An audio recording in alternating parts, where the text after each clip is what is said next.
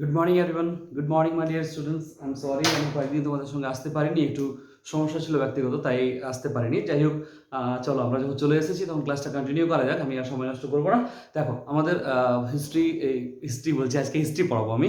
Geography, polity, economics and biology, এই চারটা সাবজেক্টের ক্লাস আমি অলরেডি আপলোড করেছি আমার চ্যানেলে।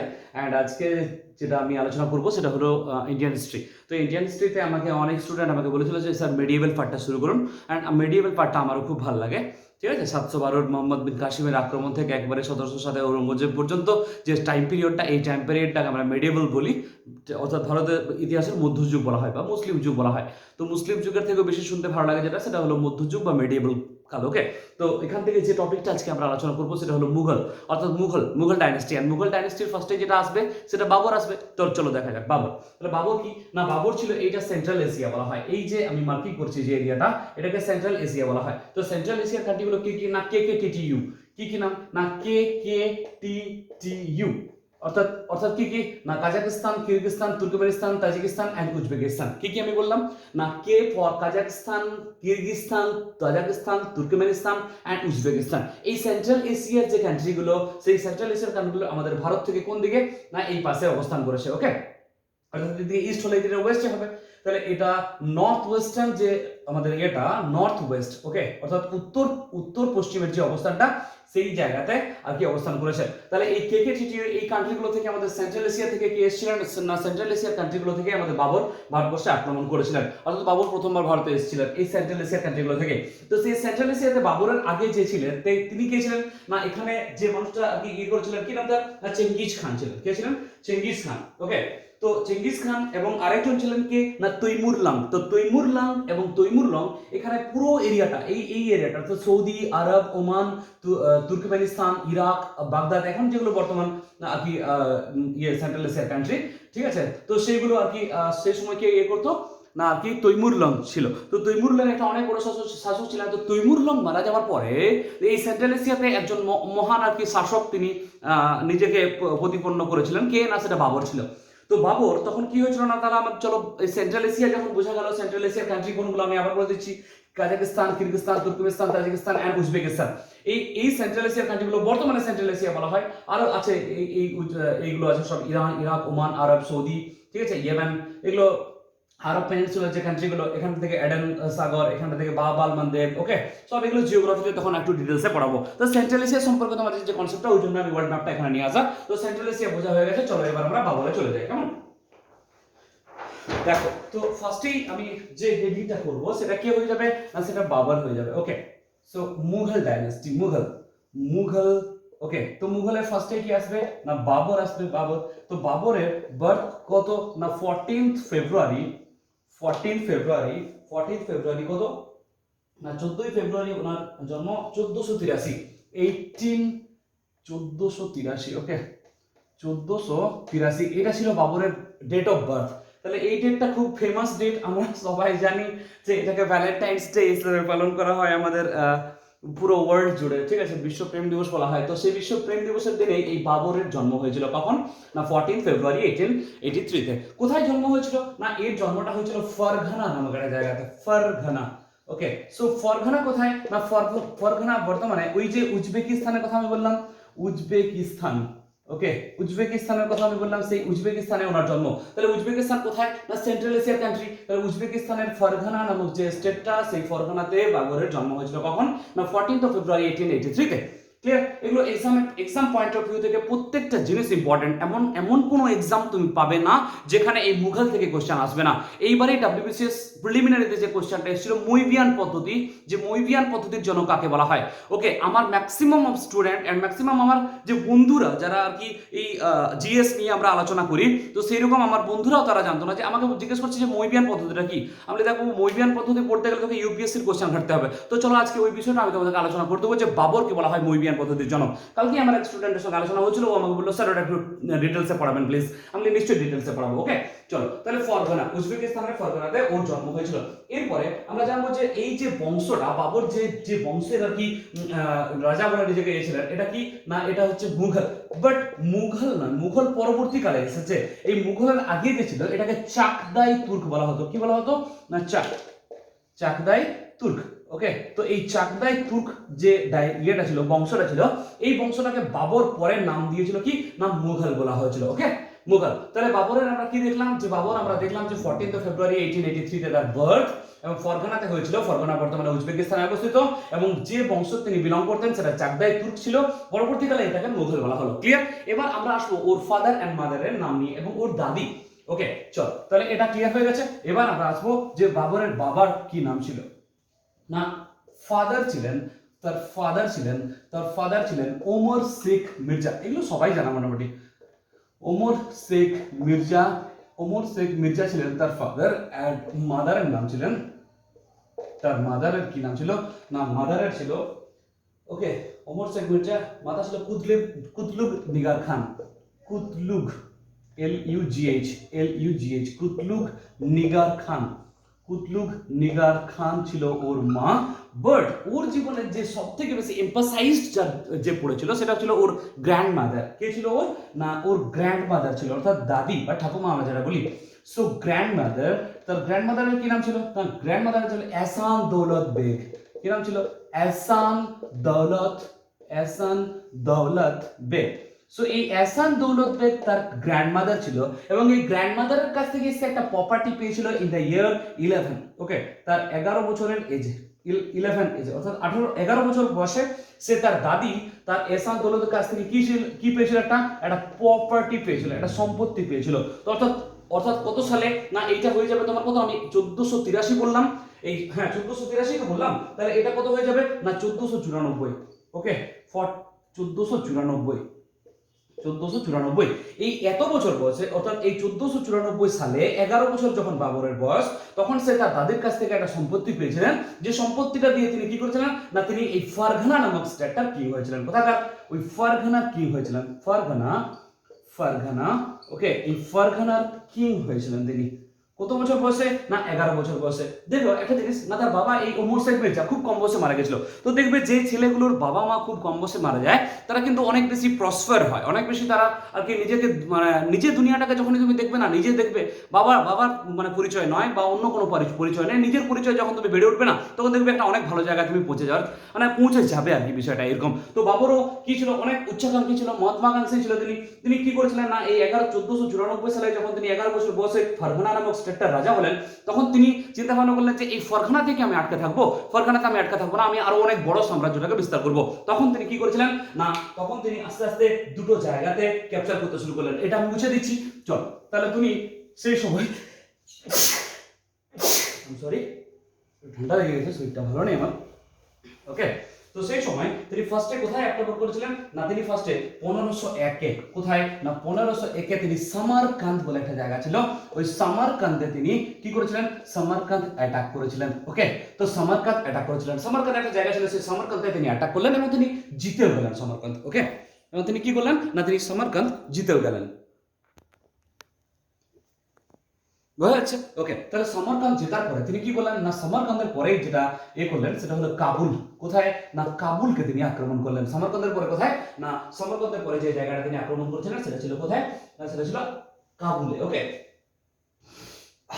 এরপরে তিনি কি করলেন, তারপরে সামারকান্দ কাবুলের পরে যে জায়গাটা তিনি করলেন, ক্যাপচার করলেন, সেটা হলো গজনি। বাট এই জায়গাটা একটু বুঝতে হবে কিরকম, না তিনি যখন 1501-এ সমরকন্দ আক্রমণ করলেন, তখন কি হলো, না সমরকন্দ তো জিতে গেল, ঠিক আছে, কিন্তু তখন তার ফরগানা যে স্টেটটা তার ছিল, সেই ফরগানার মানুষরা বিদ্রোহ করে দিল। ক্লিয়ার?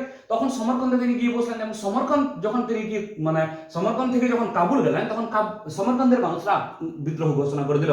তারপরে কাবুল থেকে যখন তিনি গজনি গেলেন, তখন এই কাবুলের মানুষরা বিদ্রোহ করে দিল। তো এরকম ভাবে তার কিন্তু আস্তে আস্তে তার কি হয়েছিল, না তার সাম্রাজ্যগুলো একটা ভাবে মানে শেষ হয়ে যাচ্ছিল। সে তার নিজের অধিকারে ছিল না, তার নিজের ক্যাপচারে সেই সমস্ত জায়গাগুলো ছিল না। তাহলে এই বিষয়টা বোঝা গেল যে প্রথমবার তিনি কোথায় আক্রমণ করেছিলেন, না রাজা হওয়ার পরে প্রথমবার যে আক্রমণটা করেছিল সেটা ছিল সামারকান্দে।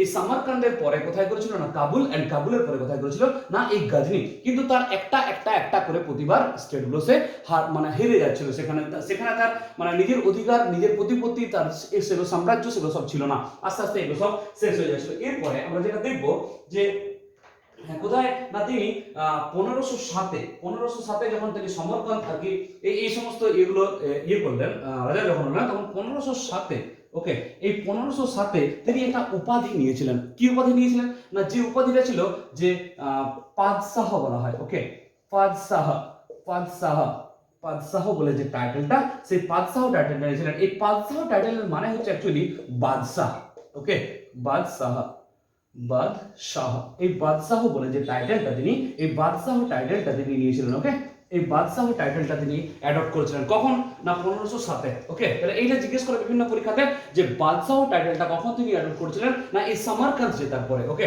এই সামারকান্দ জেতার পরে তখন তিনি কি করেছিলেন না বাদশাহ বলে যে টাইটেলটা, সেই বাদশাহ টাইটেলটা তিনি নিয়েছিলেন, ওকে।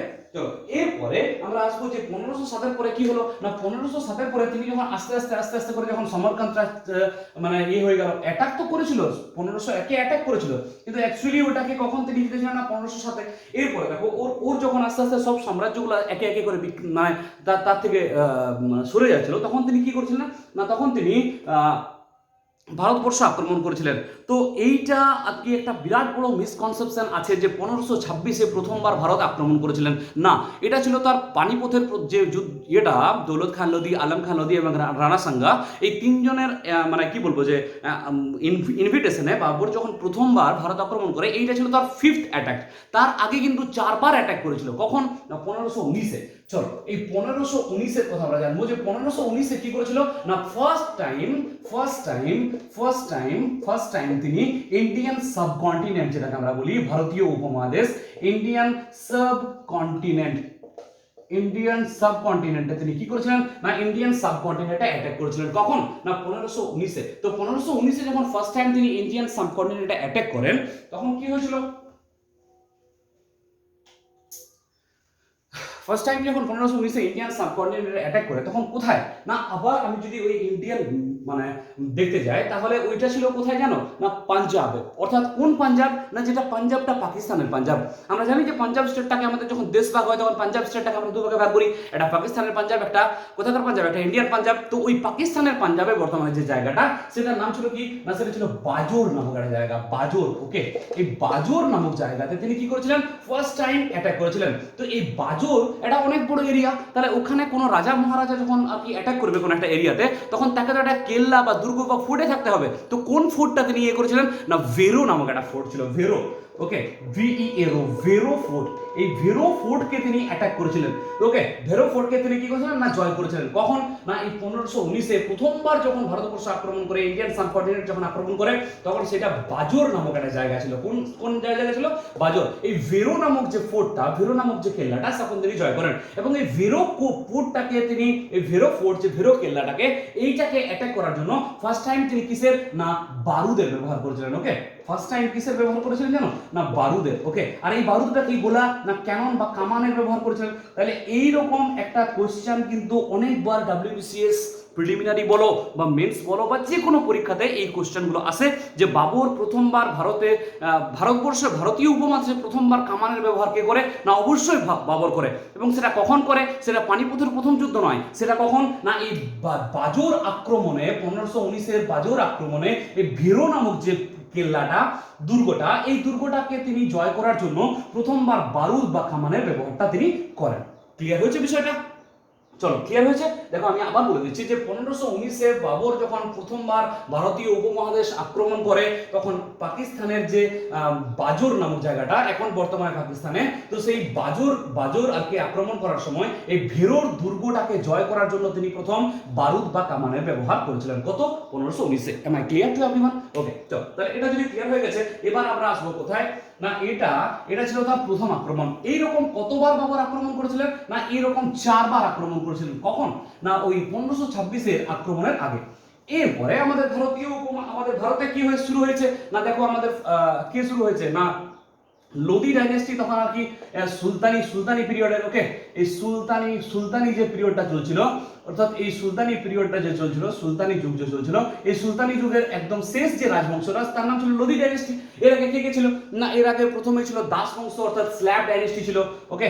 চলো আমি লিখে দিচ্ছি একটু, স্ল্যাব ডাইনেস্টি ছিল, তারপরে খিলজি ছিল, খিলজি খিলজি ছিল, স্ল্যাব ছিল, খিলজি ছিল, তারপরে কি কি ছিল, স্ল্যাব অর্থাৎ দাস বংশ ছিল, খিলজি বংশ ছিল, তারপরে তুগলক ছিল, তুগলক, ওকে, তুগলক ছিল, তুগলক, ঠিক আছে, তুগলক, তারপরে এই লোদি বংশ ছিল। তো এই এতগুলো ডাইনেস্টির পরে সুলতানি যুগের এতগুলো ডাইনেস্টি, কুতুবউদ্দিন আইবক ছিল, কুতুবউদ্দিন আইবক, স্ল্যাব ডাইনেস্টির, আর কি আমি পরের দিনে এই জিনিসগুলো একটু আলোচনা করবো ডিটেলসে, আজকে বেশি আমি এইগুলোতে ঢুকতে চাইছি না। তো কুতুবউদ্দিন আইবক, তারপরে আলাউদ্দিন খিলজি, তারপরে মোহাম্মদ বিন তুগলক, ঠিক আছে, ফিরোজ শাহ তুগলক, সুলতানি যুগের আকবর বলা হয়। তো এই লোদি যখন ছিল ওই দিল্লি সুলতানিতে, ওকে, দিল্লি সুলতানিতে এই লোদি কে ছিল না, ইব্রাহিম লোদি ছিল, ইব্রাহিম লোদি, ইব্রাহিম লোদি। তো এই ইব্রাহিম লোদির কে না দুজন রিলেটিভ, কি কি নাম, আলম খান লোদি, আলম খান লোদি, আলম খান লোদি, এন্ড কে না দৌলত খান লোদি, দৌলত খান লোদি, দৌলত খান লোদি, এন্ড রাজস্থানের কে না রাজস্থানের রানা সাঙ্গা, ওকে। সো এই রাজস্থানের রানা সাঙ্গা, এই তিনজন মিলে কি করেছিল, ইনভাইট করেছিল, কাকে ইনভাইট করেছিল না, ইনভাইট করেছিল কাকে না, ইনভাইট করেছিল বাবরকে। তখন তারা বাবরের নাম শুনে যায় কারা, এই আলম খান লোদি, দৌলত খান লোদি এবং রানা সাঙ্গা। রানা সাঙ্গা কিন্তু রাজস্থানের ছিল, ওকে। আর এই আলম খান লোদি, দৌলত খান লোদি ছিল লোদি বংশেরই রিলেটিভ, ওকে, অর্থাৎ এই ইব্রাহিম লোদিরই রিলেটিভ ছিল এরা। তো এরা তখন ইনভাইট করেছিল, বাবরের নাম শুনেছিল যে বাবর নামক একটা সেন্ট্রাল এশিয়া থেকে একজন বীর এসেছে, সে কি করেছে না, ভেরো নামক যে ফোর্টটা সেটাকে আক্রমণ করে দিয়েছে, সেটাকে সে জয় করে নিয়েছিল। তাহলে তখন বাবরকে ইনভাইট করলো যে আপনি ভেরো পর্যন্ত যখন পৌঁছে গেছেন, বাজুর পর্যন্ত যখন পৌঁছে গেছেন, আপনি ইন্ডিয়ার ভিতরে চলে আসুন, দিল্লি সুলতানিতে চলে আসুন, দিল্লি আক্রমণ করুন আপনি। আর দিল্লি আক্রমণ করে ইব্রাহিম লোদিকে আপনি মেরে দিন, আর এখান থেকে যা কিছু সোনা দানা মণিমুক্ত গয়না আছে সেগুলো নিয়ে আপনি লুট করে চলে যান। এটা কাদের প্ল্যান ছিল না, এইটা প্ল্যান ছিল এদের, এই আলম খান লোদি, দৌলত খান লোদি এবং রানা সাঙ্গার। কি প্ল্যান ছিল, তারা বলেছিল যে বাবর আপনি আসুন আর ইব্রাহিম লোদিকে মেরে দিয়ে এখান থেকে যা কিছু ধন সম্পত্তি আছে সেগুলোকে নিয়ে আপনি চলে যান। বাট ঠিক আছে, বাবর বললো ওয়েলকাম, আমি ঠিক আছে আসছি আর কি। তো তখন বাবর যখন আগে তাদেরকে আমন্ত্রণে সাড়া দিল এবং যখন আক্রমণ করতে এলো, তখন কোথায় আক্রমণটা করলো না, এইটা বোঝা গেছে, ওকে। তাহলে কে কে ইনভাইট করেছিল না, আলম খান লোদি, দৌলত খান লোদি এবং রানা সাঙ্গা ছিল রাজস্থানের। এরা তিনজন মিলে কাকে আক্রমণ করেছিল, বাবরকে আক্রমণ করেছিল। এবার পানিপথের একটা জায়গা, ওকে, পানিপথ কোথায় বর্তমানে, পানিপথ না, পানিপথ হচ্ছে হরিয়ানাতে বর্তমানে, আমাদের হরিয়ানা স্টেটে। তাহলে হরিয়ানার ক্যাপিটাল আমাকে বলো একটু তোমরা, আমি তোমাদেরকে ক্লাসে পড়িয়ে দিয়েছিলাম যে হরিয়ানার ক্যাপিটাল কোথায়। তাহলে এই পানিপথে কখন না 1526-এ বাবর কি করেছিল না, বাবর পানিপথের যে যুদ্ধটা, এই পানিপথ ওয়ারটা শুরু করেছিল। পানিপথে তিনি পৌঁছে গেছেন কখন 1526-এ। তাহলে এর অপোনেন্টে কে ছিল না, অপোনেন্টে ছিল ইব্রাহিম লোদি,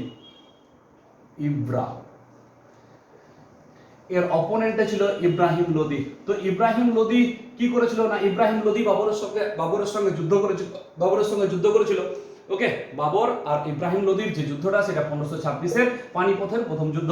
তো এই পানিপথের প্রথম যুদ্ধতে কি হয়েছিল না, এখানে অনেকগুলো বিষয় আছে না। এই ইব্রাহিম লোদিকে যখন তিনি আর কি যুদ্ধে করেন, মেরে দেন, এবং দিল্লি সুলতানের একমাত্র সম্রাট, এইটা কিন্তু ভীষণ ইম্পর্টেন্ট, দিল্লি সুলতানের একমাত্র সুলতান ইব্রাহিম লোদি, যে কিনা যুদ্ধক্ষেত্রে মারা গেছিল। কোথায় না, দিল্লি সুলতানের একমাত্র সম্রাট ইব্রাহিম লোদি যে কোনো যুদ্ধক্ষেত্রে মারা গেছিল। কোন যুদ্ধে না, 1526-এর পানিপথের প্রথম যুদ্ধে, ওকে। এই পানিপথের প্রথম যুদ্ধ, পানিপথের ফার্স্ট ওয়ারে কে মারা গেছিল না, ইব্রাহিম লোদি মারা গেছিল। এরপরে বাবর কি করলো না, বাবর আর কি যথারীতি দিল্লির সিংহাসনে এসে বসলো। তো দিল্লির সিংহাসনে যখন তিনি এসে বসলেন, তখন তিনি দেখলেন যেখানে প্রচুর তার লোদি বংশের মানে দিল্লি সুলতানের এত ধন সম্পত্তি সে কুতুবউদ্দিন আইবকের সময় থেকে আছে, ঠিক আছে। তো এই এত সম্পত্তি, এত মানে ধনরত্ন পেয়ে তিনি কিন্তু ভীষণ খুশি। এবং মানে এটা রিয়েলিটি, জানো, এটা রিয়েলিটি যে বাবর কিন্তু ভারতবর্ষে আক্রমণ করেছিল ওদের আমন্ত্রণে সাড়া দিয়ে, এই ব্যাপারটা তো বটেই একটা। কিন্তু এর মেন যে রিজনটা, এর অ্যাকচুয়াল যে রিজনটা, সেই অ্যাকচুয়াল রিজনটা কি ছিল জানো না, ওর কাছে কিন্তু তার সমস্ত কিছু সে হারিয়ে গেছিল। সমস্ত কিছু তার, না ছিল সমরকাঁদ, না ছিল গজনি, না ছিল কাবুল, না ছিল ফারগানা। এই চারটা স্টেটেই তার কাছে তখন আর কি ছিল না, যে যেখানেই যেত পরবর্তী একটা রাজ্য জয় করার পরে ওই রাজ্যটাতে যখন ফিরে যেত, তখন সেখানে মানুষরা সেখানে বিদ্রোহ ঘোষণা করে দিত তার বিরুদ্ধে। তাই তিনি কি ঠিক করেছিলেন না, তিনি ঠিক করেছিলেন যে আমি ভারতবর্ষেই থেকে যাব, ভারতবর্ষের থেকে আমি আর যাব না, এখানেই আমি আমার রাজ্য শাসনটা করতে থাকবো, এখানে আমি আমার আর কি যে সমস্ত কিছু আর কি করবো, ঠিক আছে, বোঝা গেছে। তিনি সেখানে রাজ্য শাসন করার জন্য তিনি সেখানে থেকে গেছিলেন। তো এখানে যখন তিনি করলেন, এই বাবর যখন প্রথমবার কি ইয়েটা জিতলেন, অর্থাৎ পানিপথের প্রথম যুদ্ধটা জিতলেন, তখন তিনি একটা টাইটেল আবার নিলেন, যে টাইটেল হচ্ছে কালান্দার। এইটা জিজ্ঞেস করে কালান্দার। তো কালান্দার নামক টাইটেলটা তিনি কি করলেন না, কালান্দার নামক টাইটেলটা তিনি অ্যাডপ্ট করলেন, কালান্দার টাইটেলটা তিনি গ্রহণ করলেন। ওকে, কখন না এই পানিপথের যুদ্ধে জয়লাভ করার পরে, পানিপথের যুদ্ধে জয়লাভ করার পরে। এবং বাবরের সব থেকে প্রিয় শহর ছিল কাবুল। আমরা দেখব যে তিনি তার যে আত্মজীবনী অর্থাৎ তুজুক এ বাবরিতেও তিনি লিখে গিয়েছিলেন যে আমার সব থেকে প্রিয় শহর হচ্ছে কাবুল। এবং ওই কাবুলে তিনি যখন কি করেছিলেন না, পানিপথের প্রথম যুদ্ধে জয়লাভ করার পরে এত তিনি সোনা দানা রূপ মুক্তা পেয়েছিলেন যে কাবুলের প্রত্যেকটা নাগরিককে, তাকে না কাবুলের প্রত্যেকটা সিটিজেনকে একটা করে সিলভার কয়েন তিনি দিয়েছিলেন। ওকে, একটা করে কি দিয়েছিলেন না, সিলভার কয়েন দিয়েছিলেন। এইটাও একটা বিরাট গুরুত্বপূর্ণ কোশ্চেন যে কোন যুদ্ধ জয়লাভের পরে বাবর কাবুলের প্রত্যেকটা নাগরিককে একটা করে সিলভার বা রূপোর কয়েন দিয়েছিলেন না, পানিপথের প্রথম যুদ্ধে জয়লাভ করার পরে। এই পানিপথের প্রথম যুদ্ধে জয়লাভ মানে কি করে জয়লাভ করেছিল এই বিষয়টা আমাদেরকে একটু জানতে হবে। যে যুদ্ধ তো হয়েছিল, কি যুদ্ধ হয়েছিল চলো দেখা যাক। ওকে, তাহলে এটা বোঝা গেছে। এবার আমরা আসবো কি না, এবার আমরা দুটো যুদ্ধ পদ্ধতি দেখে নেব। কি দেখে নেব? দুটো না যুদ্ধ পদ্ধতি দেখে নেব। কি কি? যে একটা ছিল তুঘলমা। তো তুঘলমা কি ছিল না, একটা ওয়ার প্রসিডিউর ছিল, একটা যুদ্ধের একটা পদ্ধতি ছিল। ওকে, তো এই যুদ্ধ পদ্ধতি এই পদ্ধতি তিনি অ্যাডপ্ট করেছিলেন। এবং এই তুঘলমা নীতিতে কি করেছিলেন না, তিনি তার যে ফৌজটাকে, যে তার সেনাদেরকে, তিনি তার সেনাদের এইভাবে সাজিয়েছিলেন। কিরকম না, এইটা ছিল একটা হাফ মুন শেপ, অর্ধচন্দ্রাকার শেপে বাবর তার সেনাদেরকে সাজিয়েছিলেন। কোন যুদ্ধে না, পানিপথের প্রথম যুদ্ধে, 1526 যুদ্ধে। তো এই হাফ মুন শেপটা কিরকম না, সেনাদেরকে তিনি এইরকম ভাবে ডিপ্লয় করেছিলেন। ওকে, সেনাদেরকে তিনি এরকম ভাবে ডিপ্লয় করেছিলেন। কিরকম? এই হাফ মুন শেপে, এরা হাফ মুন শেপে তিনি রেখেছিলেন। তো এখানে যখন মানে কি নাম, ইব্রাহিম লোদির সেনারা যখন এই পথে এসেছিলেন, তখন কিরকম না এই যুদ্ধ পদ্ধতিটা না, এই যদি এখানের সেনাগুলো এখানে আক্রমণ করতে আসে, তখন এরা ঘিরে গিয়ে এদেরকে মেরে দিচ্ছিল। ঠিক আছে, এরা খুব কনফিউজ হয়ে গেছিল। এগুলো কার না, ইব্রাহিম লোদির সেনা। যে এইরকম ভাবে যুদ্ধ পদ্ধতি কেউ শুরু করেছিল প্রথমবার, যে যুদ্ধ পদ্ধতিটার নাম তুঘলমা পদ্ধতি। এইটা কি কে ব্যবহার করেছিলেন না, ব্যবহার করেছিলেন বাবর। কিসের জন্য না, সেনাদেরকে সাজানোর জন্য। ওকে, এই দুটো পয়েন্ট মনে রাখবে। একটা সেনাদেরকে সাজানোর জন্য তিনি ব্যবহার করেছিলেন তুঘলমা ওয়ার। ঠিক আছে, আরেকটা কি ছিল না, আরেকটা ছিল রুমি পদ্ধতি। আরেকটা কি ছিল? রুমি বা Usmania. This one is very important. Okay, Rumi বা উসমানিয়া যে পদ্ধতি, এইটা কি ছিল না, এইটা এইরকম ছিল যে এখানে সেনাদেরকে সাজিয়েছে। ওকে, এখানে সেনাদেরকে সাজিয়েছে, এখানে সেনারা আছে, এখানে সেনারা আছে, এখানে সেনারা আছে। এই মাঝখানে তিনি কি করেছিলেন না, এই মাঝখানে এই জায়গাগুলোতে তিনি ক্যানন রেখে দিয়েছিলেন। কি রেখে দিয়েছিলেন এখানে না, ক্যানন। ওকে, ক্যানন মিন্স কি না, কামান তিনি রেখে দিয়েছিলেন কোথায় না, এরকম মাঝে মাঝে। তো এখান থেকে অর্থাৎ এই ক্যাননগুলো যে রেখেছিলেন, এগুলো মাটির নিচে রেখেছিলেন। কোথায় রেখেছিলেন না, মাটির নিচে রেখেছিলেন। 8 ফিট 10 ফিট করে গর্ত করে তার ভিতরে কি করেছিলেন না, তার ভিতরে কামানগুলোকে রেখেছিলেন। এবং এখান থেকে তিনি কি করেছিলেন না, ওই শত্রুপক্ষের সেনাদেরকে মেরে দিচ্ছিলেন। কি করেছিলেন, এখান থেকে শত্রুপক্ষের সেনাদেরকে তিনি মেরে দিচ্ছিলেন। তো এইরকম দুজন বাবরের ইম্পর্টেন্ট তোপচি ছিল। কে কে না, উস্তাদ খান। ওকে, আর এটা ছিল মুস্তাফা খান। ওকে, উস্তাদ আলী এন্ড মুস্তাফা খান, এই দুজন ছিল তার খুব মানে ইম্পর্টেন্ট তোপচি বলা হয়, ক্যাননিস্ট। ওকে, কে কে না, আমি নামগুলো এখানে লিখে দিচ্ছি। এটা হচ্ছে উসমান আলী, একটা ছিল উসমান আলী, আরেকজন ছিলেন মুস্তাফা খান। ওকে, মুস্তাফা খান, এই দুজন ছিল বাবরের ইম্পর্টেন্ট তোপচি। কি বলা হয় ওদেরকে না, তোপচি বলা হয়, যারা খুব তোপ চালনাতে খুব দক্ষ ছিল। তো প্রথমবার কিন্তু বাবর ভারতবর্ষের মাটিতে যে কামান বা বারুদের ব্যবহার করেছিলেন, এইটা তিনি ব্যবহার করেছিলেন 1519-এর ভেরোর যে কেলা, অর্থাৎ বাজর অভিযানে এসে ভেরোর কেলা করার জন্য। বাট এখানে কিন্তু প্রথমবার, পানিপথের প্রথম যুদ্ধে কিন্তু প্রথমবার তিনি বারুদের ব্যবহার প্রথমবার করেননি। এই পানিপথের প্রথম যুদ্ধটা তার ছিল ফিফথ অ্যাটাক। কোন অ্যাটাক ছিল তার ছিল এটা ফিফথ অ্যাটাক। ওকে, এটা ছিল পঞ্চম আক্রমণ। এবং এখানে তিনি যে যুদ্ধ পদ্ধতি দুটো ব্যবহার করেছিলেন, সেনাদেরকে সাজানোর জন্য তিনি ব্যবহার করেছিলেন তুগলামা নীতি, তুগলামা পদ্ধতি তিনি ইউজ করেছিলেন, যেটা ছিল হাফ মুন শেপ বা অর্ধচন্দ্রাকার। আর রুমি বা উসমানিয়া পদ্ধতিটা কি ছিল না, এটা তোপ যে সাজানোর যে পদ্ধতি এটা ছিল। এই উসমানিয়া পদ্ধতিটা ছিল একটা উজবেকিস্তানের পদ্ধতি। কোথাকার? উজবেকিস্তানের। তাই এটাকে উজবেক পদ্ধতিও বলা হয়। এটাকে কি বলা হয়? এটাকে উজবেক পদ্ধতিও বলা হয়। বলো, ক্লিয়ার হয়েছে এটা? চল, যদি ক্লিয়ার হয়ে গেছে এবার আমরা আসবো যে এর পরে কি হলো। তাহলে কাবুলের প্রত্যেকটা নাগরিককে কি দিয়েছিল? একটা করে রূপোর কয়েন দিয়েছিল। কোন যুদ্ধে জয়লাভ করার পরে? না, এই প্রথমবার পানিপথের যুদ্ধে জয়লাভ করে। এরপরে বাবর যখন পাকাপাকি ভাবে ভারতবর্ষে থাকার পরিকল্পনা করলো যে না, আমি তো ফিরে যাব না, আমি এখানেই থাকবো, তখন কি হয়েছিল না, তখন রাজস্থানের যে রানা সাঙ্গ তাকে বললো যে আপনার তো যুদ্ধ জেতা হয়ে গেছে, আপনি ধন সম্পদ নিয়ে নিয়েছেন, এবার আপনি ফিরে যান। বাবর বলছে না, ঠিক আছে, যা जिसके पास खोने के लिए कुछ नहीं है वो नहीं सोचते हैं कि मेरा आगे क्या होने वाला है। ঠিক আছে, আমার মানে খোনে কে লিয়ে মতলব কি, তার কাছে হারানোর কিছু ছিল না বাবরের কাছে, তাই তিনি ভেবেছিলেন যে না, আমি এখানে থেকে যাব। তার আমরা দেখলাম যে যে চারটা রাজ্যের কথা আমরা মানে আফগানিস্তান বা উজবেকিস্তানের যে চারটা রাজ্যের কথা আমরা পড়লাম, অর্থাৎ কাবুল, গজনি, তারপরে তোমার সামারকান্দ, ঠিক আছে, তারপরে ফারগানা, এগুলো কিন্তু তখন বাবরের কাছ থেকে সব হাত ছাড়া হয়ে গেছিল, তার কাছে ছিল না। তখন তিনি কি ডিসাইড করলেন যে ইন্ডিয়াতেই পাকাপাকি ভাবে থেকে যাবেন। তখন রানা সঙ্গ, ঠিক আছে, আলম খান লোদি, দৌলত খান লোদি, আর এদিকে মেদিনী রায়, ঠিক আছে, মেদিনী রায় আগ্রার যে শাসক ছিলেন, তো ওই মেদিনী রায় চারজন মিলে কি করেছিল না, চারজন মিলে যৌথভাবে একটা বাহিনী বানিয়েছিল। কে কে? চলো আমরা দেখবো যে রানা সাঙ্গা। ওকে, রানা সাঙ্গা, রানা সাঙ্গা, তারপরে আমি শর্টে লিখছি আলম খান লোদি। ওকে, আলম খান লোদি, তারপরে কে ছিল? দৌলত খান লোদি। ওকে, আর কে ছিল না, মেদিনী রয়। এই চারজন মিলে কি করেছিল না, চারজন মিলে বাবরকে আক্রমণ করার চেষ্টা করেছিল। কোথায় এই যুদ্ধটা হয়েছিল না, এই যুদ্ধটা হয়েছিল খানবা নামক একটা জায়গাতে। কোথায় এটা? খানবা কোথায় না, খানবা ইজ নিয়ার আগ্রা। তাই এটাকে আগ্রার যুদ্ধ কখনো কখনো বলা হয়। যে আগ্রার যুদ্ধে বাবর, এরকম একটা কোশ্চেন একবার WBCS মেন্সে এসেছিল যে আর কি আগ্রার যুদ্ধে বাবর কাদের বিরুদ্ধে লড়েছিলেন। তো অনেকেই কনফিউজ যে বাবর তো আগ্রা বলে কোনো যুদ্ধ করেনি রে বাবা, আগ্রার যুদ্ধ বলে বাবরের সঙ্গে সম্পর্কিত নেই। But the Khanwa is situated near Agra and that's why Khanwa is called Agra war. Am I clear?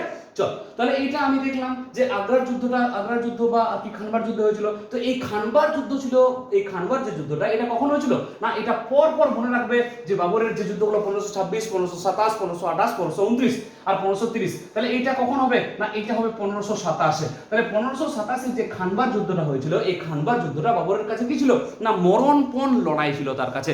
সে কোনো রকম ভাবে এটাকে জিততেই হবে। কেন না, এইটা তার কাছে ছিল কিসের না, এই যুদ্ধটা যদি সে না জিততে পারে তাহলে তার পানিপথের প্রথম যুদ্ধ জেতাটা বেকার হয়ে যাবে, তার কাছে কোনো ওটা মাইনে রাখবে না। তাই তিনি কি করেছিলেন,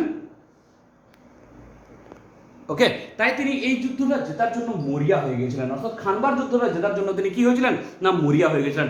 ওই জন্য এই যুদ্ধটার সঙ্গে কিছু কিছু আমাদের ইম্পর্টেন্ট ফ্যাক্টস আমাদেরকে মনে রাখতে হবে। কি কি না, এখানে বাবর ফার্স্ট টাইম জিহাদ ওয়ার্ডের ইউজ করেছিলেন। কোন ওয়ার্ড? জিহাদ ওয়ার্ড ইউজ করেছিলেন। কি রকম? এই জিহাদ ওয়ার্ডটা যে ইউজ করেছিলেন, এই জিহাদ ওয়ার্ডটা কি, জিহাদ নয়, এটা জিহাদ মানে হচ্ছে ধর্মযুদ্ধ। জিহাদ মানে কি? ধর্মযুদ্ধ।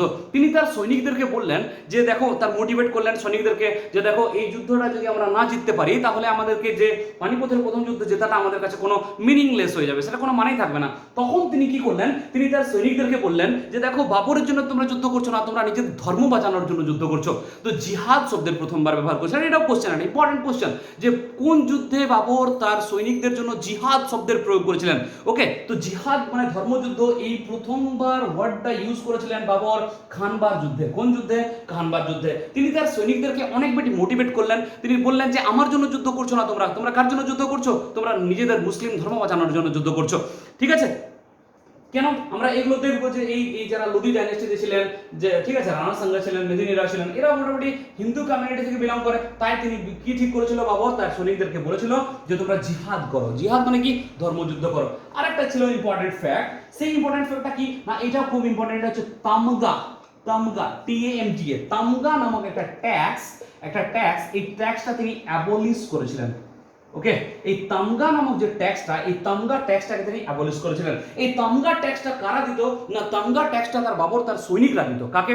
বাবরের সৈনিকরা দিত বাবরকে। তো এই তামগা ট্যাক্সটা তিনি সেই সময় কি করেছিলেন না অ্যাবলিশ করে দিয়েছিলেন, বলেছিলেন যে না দরকার নেই, তোমাদেরকে তামগা ট্যাক্স দেওয়ার দরকার নেই, তোমরা ওই ট্যাক্সটা আমাকে দিতে হবে না, তোমরা জিহাদ করো আর কি করো না ওয়াইনের ব্যবহার তিনি বন্ধ করে দিয়েছিলেন। অর্থাৎ কি না মদ খেতে, অর্থাৎ সৈনিকরা যাতে মদ না খায়, মদ না খেলে কি হবে না, মদ যদি তারা না খায়, ঠিক আছে, তাহলে কি হবে না, তারা ঠিকঠাকভাবে কাজ করতে পারবে, তারা কাজের প্রতি তাদের একটা ডেডিকেশন থাকবে, তাই তিনি এই মদ খাওয়া বন্ধ করে দিয়েছিলেন। তো তিনটা ফ্যাক্টস আমাদের ইম্পর্টেন্ট খানবার যুদ্ধ থেকে। কি কি না, এই খানবার যুদ্ধে প্রথমবার বাবর জিহাদ শব্দের প্রয়োগ করেছিলেন, তামগা ট্যাক্স অ্যাবলিশ করেছিলেন, আর ওয়াইন বা মদ খাওয়া তিনি বন্ধ করেছিলেন। তাহলে এটা কোথায় হয়েছিল না 1527 হয়েছিল। এই খানবার যুদ্ধটা কে কে ছিল অপোনেন্টে না, অপোনেন্টে ছিল রানা সাঙ্গা, আলম খান লোদি, দৌলত খান লোদি এন্ড মেদিনী রয়। আর এই পাশে কার সঙ্গে যুদ্ধ হয়েছিল না, অবশ্যই বাবরের সঙ্গে যুদ্ধ হয়েছিল।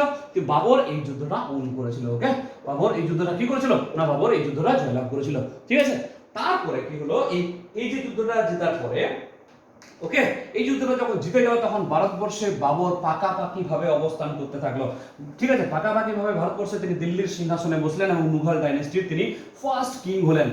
ঠিক আছে, ওকে, তো এইটা কি হলো না, এইটা হলো তোমার এই যুদ্ধটা যে মানে জয়লাভ করে নিল বাবর। তো এরপরে এখানে একজন নাম আমরা পেয়েছিলাম মেদিনী রয়। কি নাম পেয়েছিলাম আমরা নামটা পেয়েছিলাম মেদিনী রয়। তো এই মেদিনী রয় কে ছিল না, এই মেদিনী রয় তিনি চান্দেরি বলে একটা জায়গার রাজা ছিলেন। তো এই মেদিনী রয় কার বিরুদ্ধে না, বাবরের বিরুদ্ধে একটা যুদ্ধ ঘোষণা করে। ওকে, বাবরের বিরুদ্ধে কি করে যুদ্ধ ঘোষণা করে, কখন না, এইটা ছিল 1527 পরে। কি হবে 1528, আমি বললাম পর পর পর পর ইয়ারগুলো চলে আসবে। তো এই যুদ্ধটা কি নাম না, এই যুদ্ধটা হলো চান্দেরির যুদ্ধ, চান্দেরি ওয়ার। এটা কখন হয়েছিল না 1528 হয়েছিল। তাহলে 1528 বাবরের সঙ্গে কোন যুদ্ধ হয়েছিল না, এই যুদ্ধটার নাম ছিল চান্দেরির যুদ্ধ। এটা কার সঙ্গে অপোনেন্টে ছিল না, মেদিনী রয় ছিল। এই মেদিনী রয়কে আমরা কোথায় পেলাম না, মেদিনী রয়কে আমরা পেয়েছিলাম খানবার যুদ্ধে। রানা সাঙ্গা, আলম খান লোদি এবং দৌলত খান লোদিকে সহায়তা করেছিলেন। তো মেদিনী রায় দেখলো যে আমি একা এবার যুদ্ধ করব আর বাবরকে হারাবো, বাট পসিবল নয়। এই যুদ্ধটাও অর্থাৎ চান্দেরির যুদ্ধটাও বাবর কিন্তু ওন করেছিল, সে জিতেছিল। ক্লিয়ার? ওকে, তাহলে এরপরে ঠিক আছে, এরপর আমরা কি দেখবো যে সেই সময় আমাদের কি হলো না, এই যে যুদ্ধটা বাবর জিতে গেল, ঠিক আছে, মধ্যপ্রদেশের এটা কোথায় ছিল, এই চান্দেরি নামক জায়গাটা, এটা এমপি ছিল। ওকে, মধ্যপ্রদেশের যে জায়গা আমাদের গোয়ালিয়রের কাছে, গোয়ালিয়র। ওকে, এই গোয়ালিয়র যে মধ্যপ্রদেশের যে গোয়ালিয়র, এই গোয়ালিয়র নামক স্থানে এই চান্দেরিটা বিলং করে, যেটা মধ্যপ্রদেশের। এই চান্দেরির রাজা ছিলেন মেদিনী রয় বাবরের বিরুদ্ধে যুদ্ধ ঘোষণা করেছিলেন 1528। যে যুদ্ধটার নাম চান্দেরি যুদ্ধ, এটা বাবর জয়লাভ করেছিল। ক্লিয়ার? ওকে, মেদিনী রয় চান্দেরি যুদ্ধ হয়ে গেল। এবার আমরা কোথায় আসবো না, এবার আমরা আসবো যে 1529। ওকে, 1529 আমরা আসবো। চলো 1529 আমরা দেখে নিই যে বাবর ভারতবর্ষে যতদিন ছিলেন তিনি যুদ্ধ করে গেছিলেন। তো 1529 তিনি কি করেছিলেন না, 1529 তিনি ঘর ভরার যুদ্ধ করেছিলেন। ওকে, আরেকটা আফগানদের সঙ্গে। তো এই সময় বাবর এই যুদ্ধটা নিজে করেছিলেন। কিরকম না, দেখো এই যে লোদি, আমি বললাম না লোদি, তো লোদিরা ছিল আফগানিস্তানের, অর্থাৎ আফগান ছিল। তো তখন বাবর কি দেখলো যে ভারতবর্ষে আমি আর কোনো শত্রু বাঁচিয়ে রাখবো না, ভারতবর্ষে কি বাঁচিয়ে রাখবো না, না কোনো শত্রু বাঁচিয়ে রাখবো না। তখন তিনি দেখলেন যে এই খানবার যুদ্ধের পরে বা আর কি চান্দেরির যুদ্ধের পরে আফগানরা কোথায় পালিয়েছে না, আফগানরা পালিয়েছিল বিহারে। তো এই বিহারে ঘরঘরা নামক যে জায়গাটা, ওই আফগানদের সঙ্গে যে যুদ্ধটা হয়েছিল, তো সেই যুদ্ধটার নাম হচ্ছে ঘরঘরার যুদ্ধ। ওকে, চলো, ঘরঘরা নদী আমরা জানি বিহারে। ওকে, তো ঘরঘরা ওয়ার, এই ঘরঘরা ওয়ারটা কখন হয়েছিল না, এটা হয়েছিল 1529। পরপর আমি বলেছি পরপর 1529 কে না, এটা Babur and Afghan. Okay, Babur and আফগানদের মধ্যে হয়েছিল, আফগানদের মধ্যে হয়েছিল। কোন যুদ্ধটা না, এই ঘরঘরা যুদ্ধটা কোথায় না, এইটা হচ্ছে তোমার বিহারে। কোথায় এটা না, বিহারে এটা হয়েছিল, বিহারে। ওকে, 1529 এবং মানে বাবর এই যুদ্ধটাও, এই যে ঘরঘরা যুদ্ধটাও, এটাও বাবর ওন করেছিল, এটাও বাবর জিতেছিল। ওকে, ক্লিয়ার হয়েছে বিষয়টা? তাহলে এরপরে আমাদের এইটার একটা খুব সুন্দর ট্রিক আছে, জানো? চলো আমি একটু বলে দিই তোমাদেরকে ট্রিকটা, যে কি করে মনে রাখবে এই 4টা যুদ্ধ। দেখো, এই 4টা যুদ্ধ মনে রাখার সব থেকে ভালো যে ট্রিকটা, সেইটা হচ্ছে কি জানো না, এটা হচ্ছে পানি পিয়া। চলো আমি লিখে দিচ্ছি, পানি পিয়া, হিন্দিতে বলে পানি পিয়া, তারপরে খানা খায়া, খানা খায়া, পানি পিয়া, খানা খায়া, চাঁদ দেখা, চাঁদ দেখা, घर गया, घर गया एंड मर गया। ঠিক আছে, এবং मर गया। এই চারটা কি কি না ইয়ার গুলো মনে রাখা সবচেয়ে পানি পিয়া দ্যাট মিন্স পানিপথ, পানি পিয়া দ্যাট মিন্স পানিপথ। এটা কখন হয়েছিল না এটা হয়েছিল তোমার 1526, 1526। एंड खाना खाया मतलब खानवा, खाना खाया मतलब खानवा 1527। देन चांद देखा मतलब चांदेरी, चांद देखा मतलब चांदेरी 1528। एंड घर गया मतलब घर घरा, घर घरा। ओके 1500 কত 1200 सॉरी 1529। एंड मर गया मतलब डेथ, मर गया मतलब डेथ কত 1530 এ। তাহলে ব্যাপারগুলো সিকোয়েন্সে কত সুন্দর চলে গেল দেখো। আমি বললাম যে পানি পিয়া, খানা খায়া, চাঁদ দেখা, ঘর গয়া, মর গয়া। তো পানি পিয়া দ্যাট মিন্স পানিপথের প্রথম যুদ্ধ 1526, বাবর ইব্রাহিম লোদি। দেন খানা খায়া मतलब খানবা 1527, বাবর ইব্রাহিম লোদি, দৌলত খান লোদি, আলম খান লোদি, রানা সঙ্গ এবং মেদিনী রায়। এন্ড চাঁদ দেখা मतलब চাঁদেরি 1528, এটা কে কে না মেদিনী রায় এন্ড বাবর। এন্ড ঘর গয়া मतलब ঘর ঘরার যুদ্ধ 1529, কে কে না বাবর এন্ড আফগান। এন্ড মর গয়া मतलब তিনি মারা গিয়েছিলেন, তার ডেথ হয়ে গিয়েছিল 1530 এ। তো ভারতবর্ষে বাবর যখন আক্রমণ করে তখন 1526 এ, এবং 1526 এর পর পর চারটা যুদ্ধ তিনি করেন, কে কে 1527, 1528, 1529। তো চারটা যুদ্ধ তিনি পরপর করেন এবং চারটা যুদ্ধ জয়লাভ করেন, তারপরে তিনি 1530 এ তিনি মারা যান। তো এরপরে বাবর সম্পর্কে যে বাকি ইম্পর্টেন্ট ফ্যাক্টগুলো আমরা চলো দেখে নিই যে এই ইম্পর্টেন্ট ফ্যাক্টগুলো কি কি না। বাবর এটা তো ক্লিয়ার হয়ে গেছে, এগুলো তোমরা একটু স্ক্রিনশট করে নিজেরা খাতায় কপি করে নোট ডাউন করে নিও, তাহলে খুব সুবিধা হবে। যারা WBCS কম্বাইন্ড পড়ছো, ঠিক আছে, SLST ব্যাচের যারা স্টুডেন্ট আছো বা আদার্স যে সমস্ত এক্সামগুলো তোমরা দিচ্ছ যেখানে GS আছে বেশি, কলকাতা পুলিশ থেকে শুরু করে ওয়েস্ট বেঙ্গল পুলিশের সমস্ত পরীক্ষাতে এগুলো কাজে লাগবে। ক্লিয়ার? ওকে চলো তাহলে এরপরে আমরা কি দেখবো না বাবর সেই সময় যে বইটা লিখেছিলেন সেই বইটা ছিল তুজুক এ বাবরি, তুজুক এ বাবরি, তুজুক এ বাবরি। তো তুজুক এ বাবরি এইটা ছিল একটা তুর্ক ভাষাতে লেখা। কোন ভাষাতে লেখা? এটা ছিল তুর্কি ভাষাতে লেখা বাবরের অটোবায়োগ্রাফি। কে ছিল না অটোবায়োগ্রাফি। তো এই অটোবায়োগ্রাফিটা বাবর কোন ভাষায় লিখেছিলেন না এটা তুর্কি ভাষায় লিখেছিলেন। কোন ভাষায় লিখেছিলেন তিনি? তুর্কি ভাষায়। এবং জানো যে বাবর কত একটা ইন্টেলেকচুয়াল লোক ছিলেন যে তিনি সেই সময় অর্থাৎ সেই সময় 1500 শতকের কথা বলছি আমি, সেই সময় যে পুরো ইতিহাস পুরো মানে এশিয়াতে এত সুন্দরভাবে কেউ অটোবায়োগ্রাফি লিখতে পারেননি যেটা বাবর লিখেছিলেন, যে কোথায় তিনি কোন যুদ্ধ করেছিলেন, কিভাবে তিনি ফিরে এসেছিলেন, কিভাবে যুদ্ধে তিনি কি নীতি প্রয়োগ করেছিলেন, কে কে তাকে সহায়তা করেছিল, কি কি তার মানে প্রোজ এন্ড কনস ছিল, সমস্ত বিষয় তিনি এই বইটাতে লিখে গেছিলেন। এবং এই বইটা পরবর্তী মুঘল সম্রাটদেরকে শাসন করতে অনেক কাজে লাগিয়েছিল। আমরা দেখবো যে আকবর নিজে পড়াশোনা জানতেন না, কিন্তু বৈরাম খাঁর যে পুত্র আব্দুল রহিম খানে খানা তিনি অনুবাদ বিভাগের, আকবরের যে অনুবাদ বিভাগের প্রধান ছিলেন, এবং তিনি এই বইটাকেই ট্রান্সলেট করেছিলেন, এই তুজুক এ বাবরিটাকেই ট্রান্সলেট করেছিলেন এবং বইটার নাম দিয়েছিলেন বাবর নামা। কি নাম দিয়েছিলেন? বাবর নামা। এটা কি ছিল না এটা ছিল একটা ট্রান্সলেশন করা বই, আর কিছু না, ট্রান্সলেশন। এই বইটা ছিল ট্রান্সলেশন। কার ট্রান্সলেশন না এই তুজুক এ বাবরির ট্রান্সলেশন হচ্ছে বাবর নামা। এটা লিখেছিলেন আব্দুল রহিম। কে লিখেছিলেন না আব্দুল রহিম, আব্দুল রহিম খানে খানা, খান এ খানা, খান এ খানা। এ কে ছিল না এ ছিল বৈরাম খাঁয়ের পুত্র। আকবরের সময় এটা লেখা হয়েছিল। আর এইটা কোন ভাষায় ছিল বাবর নামাটা? এটা ছিল ফার্সি ভাষায়। এটা কোন ভাষায় ছিল? এটা ফার্সি ভাষায় লেখা হয়েছিল। ওকে তাহলে বিষয়টা ক্লিয়ার হলো যে তুজুক এ বাবরি যে বইটা, এই তুজুক এ বাবরিটা বাবর নিজে তুর্কি ভাষায় লিখেছিলেন, অটোবায়োগ্রাফিটা ছিল। এবং তারপরে বাবর নামা যে বইটা, এই বাবর নামা বইটা ট্রান্সলেশন করেছিলেন কে না ইনি ট্রান্সলেশন করেছিলেন আব্দুল রহিম খানে খানা। এই ছিল বৈরাম খানের পুত্র, আর এটি ফার্সি ভাষায় লেখা হয়েছিল। ক্লিয়ার হয়েছে? ওকে চলো এরপরে আমরা বাবরকে আরো একটা আমরা জায়গা দেখবো।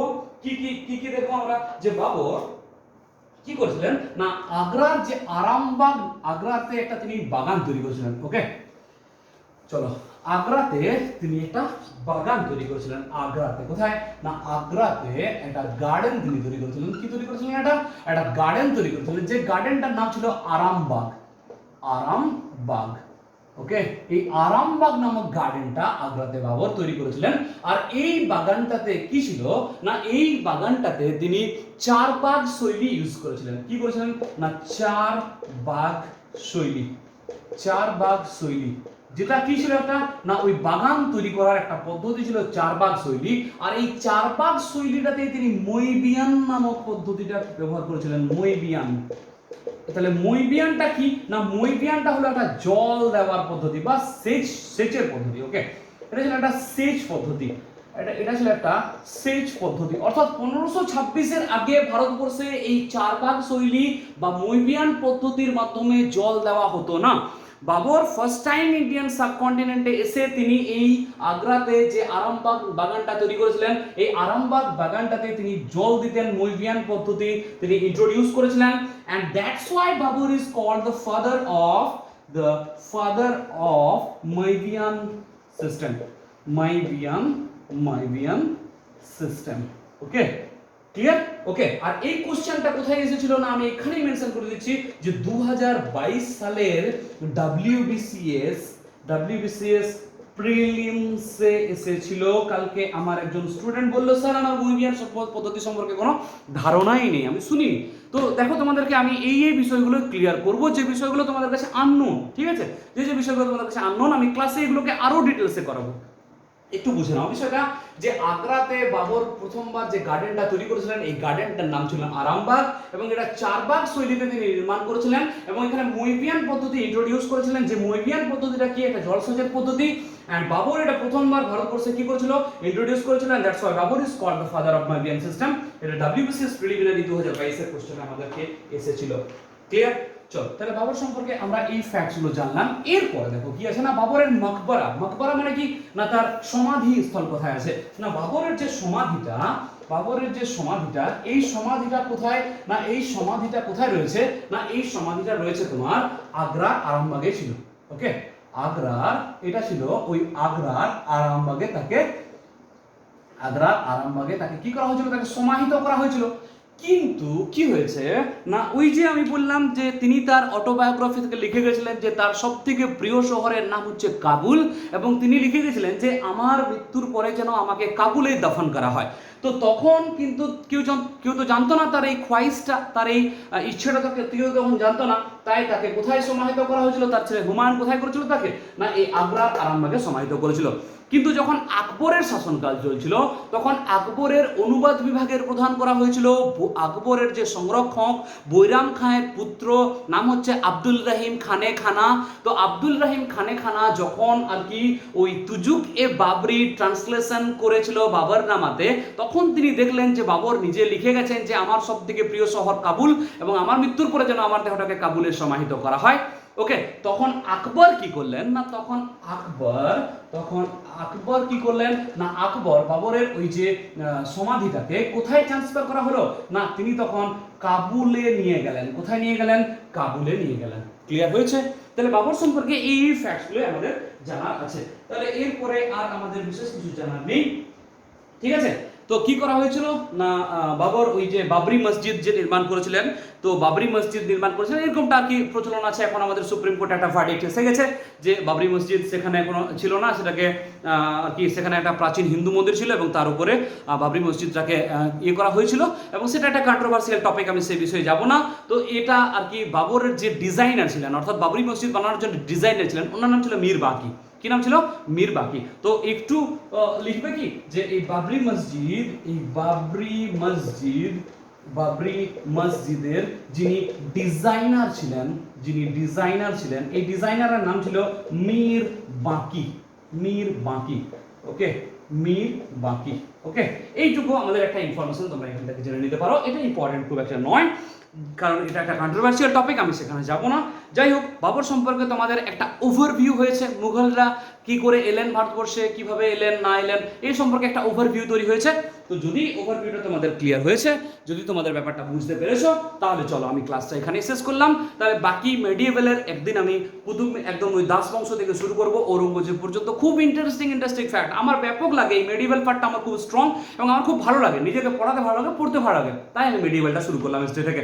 চলো বাকি ফিজিক্স অ্যান্ড কেমিস্ট্রি বা যে সমস্ত ক্লাসগুলো বাকি আছে, চাইল্ড সাইকোলজি বা কি এনভায়রনমেন্টাল স্টাডিজ, আমি এই বিষয়গুলো তোমাদেরকে ইংলিশ এইগুলো বিষয়গুলো ক্লিয়ার করবো আমার চ্যানেলে। একটু সাপোর্ট করো প্লিজ, নীলোৎপল জিএসসি সেন্টারকে একটু সাপোর্ট করো তোমরা, আমি তোমাদেরকে রিকোয়েস্ট করছি, তোমাদের ফ্রেন্ড সার্কেলে শেয়ার করে দাও। যতক্ষণ না 1000 সাবস্ক্রাইবার হয়ে যাচ্ছে আমি কিন্তু লাইভে আসতে পারছি না, অ্যান্ড লাইভে না এলে তোমাদেরকে বিষয়গুলো কনসেপ্টগুলো একটু ধোঁয়াশা হয়ে যাচ্ছে, অর্থাৎ কোথাও কি কিছু প্রবলেম থাকছে আমি তো সেটা বুঝতে পারছি না, আমি কমেন্ট দেখতে পাচ্ছি না, এটা রেকর্ড করছি। যাই হোক, please support my channel. Thank you, চলো bye, have a nice day.